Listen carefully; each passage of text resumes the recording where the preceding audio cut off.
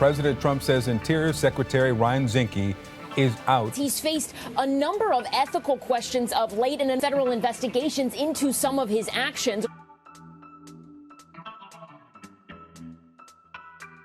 Zinke and his wife Lola have been pursuing wealth and political power since he retired as a Navy SEAL over a decade ago.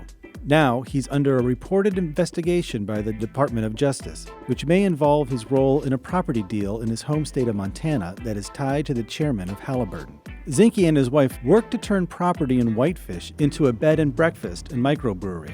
In 1999, when Zinke reportedly attempted to expense traveling home to work on the property as a military expense, a superior officer signaled a red flag for lapses in judgment. This wouldn't be the last time travel or the Whitefish property would be in question. Zinke won his first political victory in 2008 for the Montana Senate as a moderate Republican representing a progressive town. Fast forward a few years, and he enters the race for lieutenant governor, but loses. In an attempt to start building a national profile, Zinke launches the Super PAC, Special Operations for America, which he uses to attack President Barack Obama. Just over a year later, he leaves his position to announce his own run for the U.S. House of Representatives. When America has missions that cannot fail, we send in the Navy SEALs. Well, America is failing this time. We need to send in a Montana SEAL. In this time, he also received some pushback from the Whitefish community over his microbrewery project.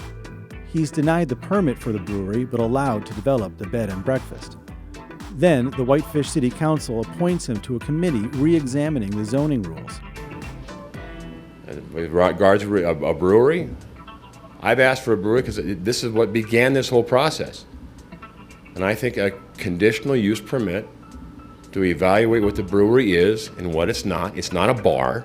He keeps his seat in the House, and a year later he is selected as Interior Secretary in President Trump's cabinet. Congressman, can you talk to us about what you're meeting today? Make America great. Despite his political success, Zinke and his wife continue development of their property in Whitefish. In August of 2017, Zinke met in his office with Halliburton chairman Dave Lazar and Whitefish developer Casey Malmquist, who are pursuing a major project next door to the Zinke's property. That project is supposed to include a microbrewery, like the one Zinke proposed years ago. They discussed the project over dinner. In September, his wife Lola signs a letter of intent giving the developers access to the Great Northern Veterans Peace Park, which is owned by a foundation created by the Zinkes.